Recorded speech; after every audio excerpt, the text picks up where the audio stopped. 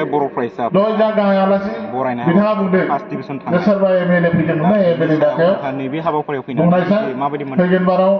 matric आनजादाव सोर सेथि थाखोआव दुलाराय बर' फरायसा उथ्रिसारनो हागोन होनना बुंनो हायो आखाइ थिखांलायना दा आखाइ थिखांलायना बियो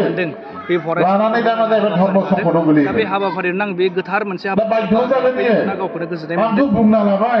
दिनै सेथि थाखोआव उथ्रिगोन होननानै सा 14 फरायसाफोरखौ फरायबाय सिमेन्ट सापरि दखरा एबसुआ बेबायदि मानसिया बुंना लानांगौ नामा आं बुंबाय थायो 14निनो फरायसालिनि फरायसाफोरा दुलाराय बर' गावबा गावनि एमखौ गावबा गावनि थांखिखौ बुंना लानांगौ बान्था बै बान्थाखौ बिथांमोना दाखालि बुंना लाब्लासो मा जागोन 30 मेयाव मोननो हादों दा बिथांमोनाबो दिनै बे हाबा गासै हमना ला मोनसे बिदिन्थि होनो नागिरदों जे नोंथांमोना देग्लाय फार्स्ट डिभिजन मोनबाय आरो फैबाय थानाय समाव जाहाथे बिथांमोननि इयुनाव जाय मेट्रिक आनजाद बा गुबुन आनजाद बिथांमोनाबो जाहाथे बे आनजादाव साक्सेस जाहैनो हायो ट्राइ खालामनानै गेजेराव जब्ब गोलैबाय थानाय समाव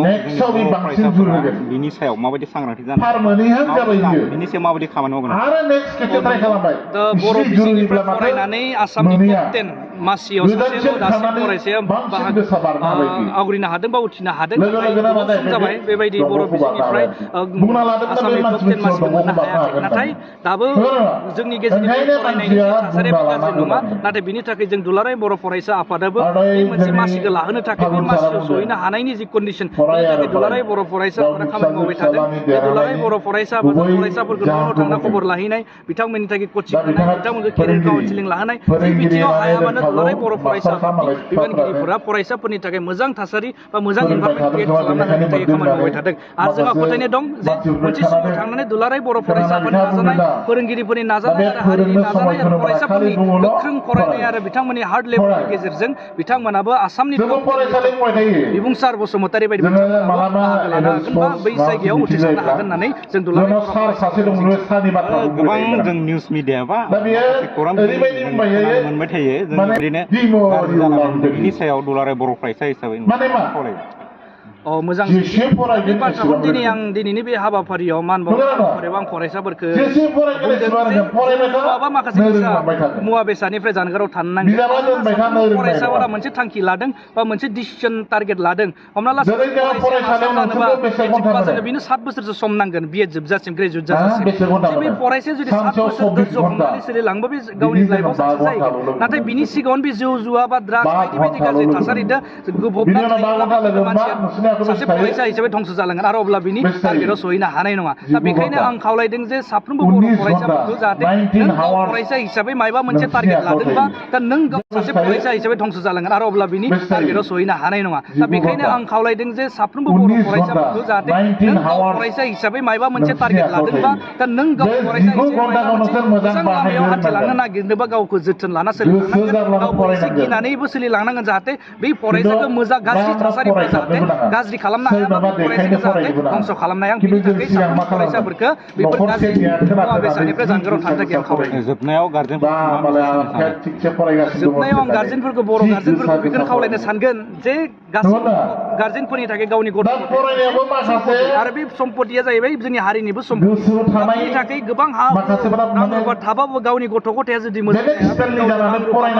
एसेबांखिनि सा सम्पति बयबो मोनसे गिदिर गथ' गथायखौ मोजां खालामनो थाखाय साफ्रोमबो बर' हारिनि गार्जेन दिथागिरि बिथांमोना खावलायगोन जे गावनि गथ' गथायखौ जोथोन लानो नांगोन आरो बिदि गावनि गथ' गथायखौ जोथोन लायालासिनो फरायसाफोरखौ फरायल' होननानै जा जोथोन लाया मा नांगौ मा नाङा बहा थांदों बहा बेफोरखौ खबर लायालासिनो गथ'फोरखौल' प्रेसार होबाय थायोब्लाबो जानाय नङा दा बेनि थाखायनो मोनसे एगजाम्पलथ' बिथांमोनखौ दिनै मेलनि गेजेरजों बरायदों आरो बिथांमोनखौ बुजायदों जे गथ'फोरखौ मोजां जाजानायनि सिगां जे गार्जेनफोराबो गाव गार्जेन हिसाबै एसे मोजां जानांगोन माबायदि खामानिखौ मावबा गाव दिथागिरि हिसाबै थाखाय सांग्रांथि थानो नांगोन होननानै आं गार्जेनफोरखौबो दिनै बे हाबाफारिखौ लादो आरो ओरैनो जरासे माखासे एक्सट्रा थाबाय ड्रेसाबो ओरैनो जरासे एक्सट्रा थाबानो जाबाय कलेजनि जि नांगौ बेखौ लादो लेखाखौ जेसेबां नांगौ एसेबां बाय जेसेबां नांगौ एसेबां बाय आरो देहाखौ जेसेबां हायो एसेबां ओरैनो समखौ मबाइल नायनानै थांहोआलासिनो फराय आग्लायनाय समखौ नों सम मोनोब्ला हानाय खिराखौ मानोना ओंखायनो जों जथेस्थ' इनारजि मोनो उन्दुनांगोन थोजासे उन्दुनाया खम जायोब्ला जानाय नङा नोङो ओरैनो टाइम पास खालामनानै फरायनांगौ होनना फरायबाय थायोबा उन्दुनाय खम बेरामि जागोन ना अब्ला नोंनि थांखिया जाफुंनाय नङा बेखायनो आं बारे बारे फरायसाफोरखौ बुंदों उन्दुनायखौ खम खालामनाङा लोगोसे बिदिनानै 12 घन्टा उन्दुनो हागोन मोजां रिजाल्ट मोनदों सासेबो फरायसाया मिथिबायना उन्दुबाय थानो होआखै नोंसोरो जिखिनि होदोंमोन नांगौ जखानि उन्दुदों आरो बाखिखौ फराया उथ्रिसार जानो हादों फरायनाय बादि फरायसाया जेबो खामानियानो गैया दखरानिफ्राय फरायनायानो फरायसानि गुबै मावनो गोनां खामानि आरो बबेयाव नोंथांमोना आरो मार्क लानानै खामानि मावनो लुबैदोंब्ला बा खामानि मावनो गोनां दङ